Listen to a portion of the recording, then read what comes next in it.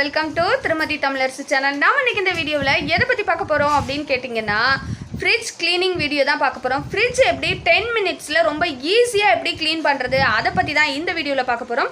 வீடியோக்குள்ள போகிறதுக்கு முன்னால் நீங்கள் இன்னும் நம்மளோட சேனலை சப்ஸ்கிரைப் பண்ணலை அப்படின்னா மறக்காமல் சப்ஸ்கிரைப் பண்ணி வச்சுக்கோங்க. பக்கத்தில் இருக்க பெல் பட்டனை கிளிக் பண்ணி வச்சுக்கோங்க. அப்போ தான் நான் போடுற வீடியோ உங்களை கண்டினியூவாக வந்து சேரும். இப்போ வாங்க வீடியோக்குள்ள போயிடலாம். ஃப்ரிட்ஜ் பார்த்தீங்க அப்படின்னா எப்போதுமே மந்த்லி ஒன்ஸ் நீங்கள் டீப் க்ளீன் பண்ணிடணும். அப்படி க்ளீன் பண்ணிங்க அப்படின்னா தான் ஃப்ரிட்ஜில் இருந்து எந்த ஸ்மெல்லும் வராமல் இருக்கும். அப்படி க்ளீன் பண்ணல அப்படின்னா ஃப்ரிட்ஜில் இருந்து பேட் ஸ்மெல் வர ஆரம்பிச்சிடும். என்னோடய ஃப்ரிட்ஜும் பார்த்தீங்க அப்படின்னா ரொம்ப நாள் ஆயிடுச்சு க்ளீன் பண்ணி, டைம் இல்லை அப்படின்றதுனால க்ளீன் பண்ணாமல் அப்படியே விட்டேன். க்ளீன் பண்ணாமல் விட்டதுனால தான் இங்கே பாருங்கள் அங்கங்கே இந்த மாதிரி ரொம்ப டர்ட்டி ஆக ஆரம்பிச்சிருச்சு. ரொம்பவே டஸ்டெல்லாம் சேர ஆரம்பிச்சிருச்சு. முக்கியமாக பார்த்தீங்க அப்படின்னா தெரியும், இந்த ரப்பர்லெல்லாம் நிறைய டஸ்ட் வந்துருச்சு. இதை க்ளீன் பண்ணுறது தான் ரொம்ப கஷ்டம். ஸோ இது எல்லாத்தையுமே உங்களுக்கு ஈஸியாக எப்படி க்ளீன் பண்ணுறது அப்படிங்கிறத பற்றி தான் சொல்ல போகிறேன். ஸோ ஸ்கிப் பண்ணாமல் இந்த வீடியோ முழுசாக பாருங்கள். இப்போது ஃப்ரிட்ஜில் இருக்கிற திங்ஸ் எல்லாத்தையுமே நான் எடுத்து வெளியில் வச்சுட்டேன். உங்களுக்கு பார்த்தீங்க அப்படின்னா தெரியும் எந்த அளவுக்கு ஃப்ரிட்ஜ் டர்ட்டியாக இருக்குது அப்படின்னு பார்த்தீங்க அப்படின்னா தெரியும் நினைக்கிறேன். ரொம்பவே டர்ட்டியாக இருக்குது. இப்படி இருக்கிற ஃப்ரிட்ஜ் இன்னும் 10 மினிட்ஸில் இந்த ஃப்ரிட்ஜ் எப்படி பளபளன்னு ஆகுது அப்படின்றத பாருங்கள். அதுக்கப்புறம் ஃப்ரிட்ஜ் க்ளீன் பண்ணுறதுக்கு ஒரு 2 ஹவர்ஸ் முன்னாலவே நீங்கள் வந்து ஸ்விட்ச் ஆஃப் பண்ணிவிட்டு பிளக் கலர் ரிமூவ் பண்ணிட்டீங்க அப்படின்னா அங்கே இருக்கிற அந்த ஐஸ் எல்லாம் உருகி வெளியில் வந்துடும். அதுக்கப்புறம் உங்களுக்கு க்ளீன் பண்ணுறதுக்கு இன்னுமே ஈஸியாக இருக்கும். அதுக்கப்புறம் ஃப்ரிட்ஜை கொஞ்சம் நகட்டிட்டு பேக் சைடில் கம்பியாக இருக்கும், அதுலலாம் பார்த்தீங்க அப்படின்னா ஒற்றை பிடிச்சிருக்கும். அதெல்லாம் தட்டி விட்டுட்டு பின்னால் ட்ரேயில் பார்த்தீங்க அப்படின்னா அந்த ஐஸ் உருகி வடிஞ்ச தண்ணியெல்லாம் அந்த ட்ரேயில் சேர்ந்துருக்கும். அதையும் எடுத்து நீங்கள் தூர கொட்டிட்டு அதுக்கப்புறமா நீங்கள் உள்ளே க்ளீன் பண்ண ஆரம்பிக்கலாம். இப்போ நம்ம இங்கே இருக்கிற இந்த ட்ரே இதெல்லாம் எடுத்து நம்ம கழுவி சன்லைட்டில் காய வச்சுட்டு வந்துடலாம். அதுக்கப்புறமா உள்ளே வந்து க்ளீன் பண்ணலாம். ஐஸ் கட்டியெல்லாம் ஒரு 2 மணி நேரத்துக்கு முன்னாலவே நீங்கள் போட்டு வச்சிட்டிங்க அப்படின்னா நல்லா மெல்ட் ஆயிரும். அதை நீங்கள் தனியாக ஒரு பக்கெட்டில் எடுத்து போட்டுருங்க. நான் இன்னுமே கொஞ்சம் கூட மெல்ட் ஆகாமல் இருக்குது. பார்த்தீங்க அப்படின்னா தெரியும் அந்த தண்ணியெல்லாம் மெல்ட் ஆகி கீழே வடிய ஆரம்பிச்சிருச்சு. இப்போது நீங்கள் இந்த மாதிரி ஒரு பாட்டிலில் நீங்கள் ஸ்ப்ரே பாட்டில் இருந்தது அப்படின்னா கூட ஓகே. நான் இந்த மாதிரி வாட்டர் பாட்டிலில் மூடியில் இந்த மாதிரி ஓட்டை போட்டு வச்சுருக்கிறேன். இந்த தண்ணியில் கொஞ்சம் லெமனும் சமையல் சோடாவும் சேர்த்துக்கிட்டு இந்த மாதிரி அழுக்கு இருக்க இடத்துலலாம் இந்த மாதிரி ஸ்ப்ரே பண்ணி விட்டுட்டோம் அப்படின்னா அந்த அழுக்கெல்லாம் ஆட்டோமேட்டிக்காகவே ஊறிடும். ஸ்ப்ரே பாட்டில் இருந்தது அப்படின்னா கூட இன்னும் கூட கொஞ்சம் ஈஸி தான். சமையல் சோடா சேர்த்துருக்கிறதுனால அழுக்கெல்லாம் ஆட்டோமேட்டிக்காகவே ஊறி கரைஞ்சி வந்துடும்.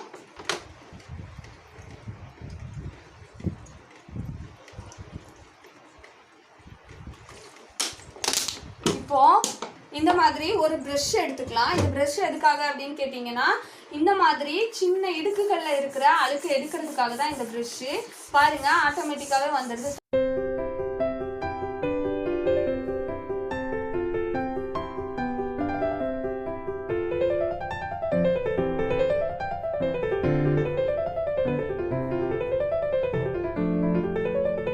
பாருங்க நான் தேக்க எந்த அளவுக்கு அழுக்கு வருது அப்படின்னு பாருங்க. ரொம்ப நீங்கள் வந்து இந்த இடத்த ரொம்ப ப்ரெஷர் கொடுத்து தேய்க்கக்கூடாது. ஏன்னா ஃப்ரிட்ஜு வந்து கரெக்டாக லாக் ஆகிறதுக்கு இந்த ரப்பர் தான் காரணம்.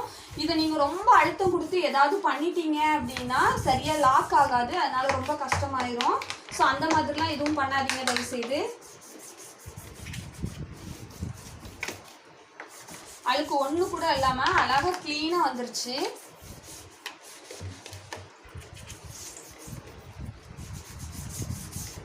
இது ரொம்ப நாள் க்ளீன் பண்ணாமல் வச்சதுனால தான் இவ்வளோ அழுக்கு இருக்குது. இல்லைன்னா இவ்வளோ அழுக்கு இருக்காது.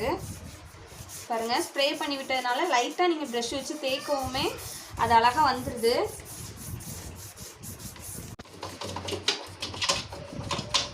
இந்த மாதிரி சின்ன சின்ன இடுக்குகள்லாம் க்ளீன் பண்ணுறதுக்கு இந்த ப்ரஷ் ரொம்ப ஈஸியாக இருக்கும். இதெல்லாம் க்ளீன் பண்ணுறதுக்கு நிறைய பேர் நைஃப் அந்த மாதிரி யூஸ் பண்ணுவாங்க, கூர்மையான கத்தி அந்த மாதிரி வச்சு யூஸ் பண்ணுவாங்க. அந்த மாதிரி யூஸ் பண்ணி இந்த ஃப்ரீசர் பாக்ஸில் உங்களுக்கு கிராச்சஸோ இல்லை ஹோல்ஸோ வந்துருச்சு அப்படின்னா நீங்கள் எந்த பொருள் வச்சாலும் அது வந்து ஃப்ரீஸ் ஆகாது. ஸோ அந்த மாதிரிலாம் பண்ணாதீங்க. இந்த மாதிரி ப்ரஷ் வச்சு பண்ணிக்கலாம்.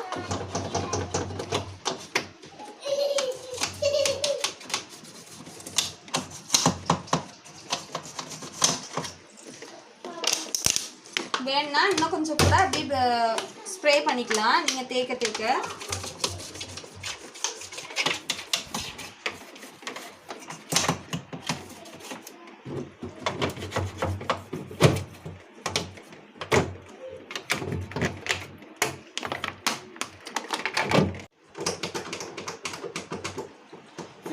அதிகமாக அழுக்கு சேர்கிற இடம் இந்த இடம் தான். இதுதான் பார்த்தீங்க அப்படின்னா அந்த ஃப்ரீசர்லேருந்து வர்ற தண்ணி இது வழியாக தான் போகும். இந்த இடத்துல தான் அந்த பாலில் உள்ள ஆடை அந்த மாதிரி டஸ்ட்டெல்லாம் ரொம்ப அதிகமாக சேர்ந்துடும். இதை க்ளீன் பண்ணாமல் விட்டீங்க அப்படின்னா தண்ணி வந்து பின்னால் ட்ரேயில் போய் சேராது, இங்கே ஃப்ரிட்ஜ் வழியாகவே வெளியில் வரும். ஸோ இதெல்லாம் நல்லா க்ளீனாக நீங்கள் க்ளீன் பண்ணிக்கணும். அதுக்கப்புறம் இந்த மாதிரி ஒரு காட்டன் கிளாத் எடுத்துகிட்டு நீங்கள் தேய்ச்சி விட்ட இடத்தெல்லாம் நல்லா இந்த கிளாத் வச்சு நல்லா தொடச்சிக்கோங்க.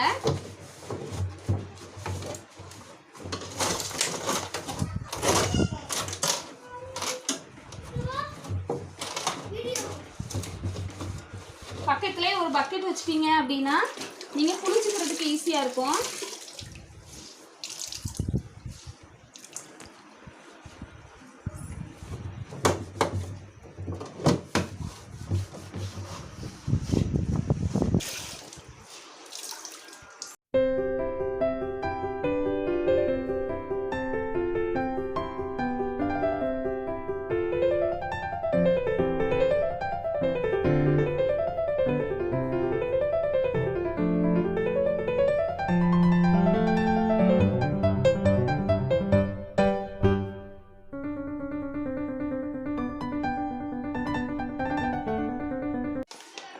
இப்போ நம்ம உள்ளே க்ளீன் பண்ணி முடிச்சாச்சு. இனி வெளியில் க்ளீன் பண்ணிக்கலாம். வெளியிலையும் அதே மாதிரி ஸ்ப்ரே பண்ணி விட்டுட்டு தொடச்சிக்கலாம்.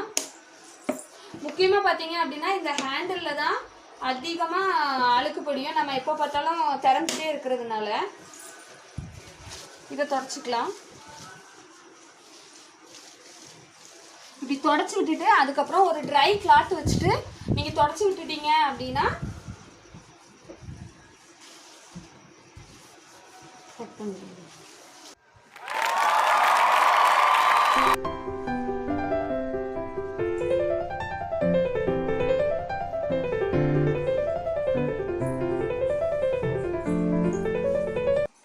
பாருங்க இந்த ரப்பர்லலாம் எந்த அளவுக்கு இருந்தது, இப்போ எந்த அளவுக்கு புதுசாகிருச்சு பாருங்கள்.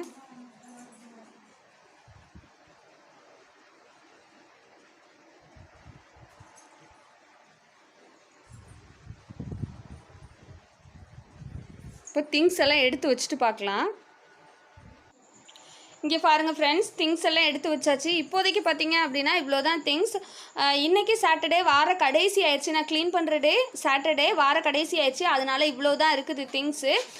மண்டே தான் என் வீட்டுக்காரர் மார்க்கெட்டில் திங்ஸ் எல்லாம் வாங்கிட்டு வருவாங்க. மண்டே மார்க்கெட் தான் எங்கள் ஊரில். அப்போ தான் திங்ஸ் ஃப்ரிட்ஜ் பார்த்தீங்க அப்படின்னா ஃபுல்லாக இருக்கும். நீங்கள் ஃபஸ்ட்டு பார்த்துருப்பீங்க ஃப்ரிட்ஜ் எந்த அளவுக்கு டர்ட்டியாக இருந்திருக்கும் அப்படின்னு.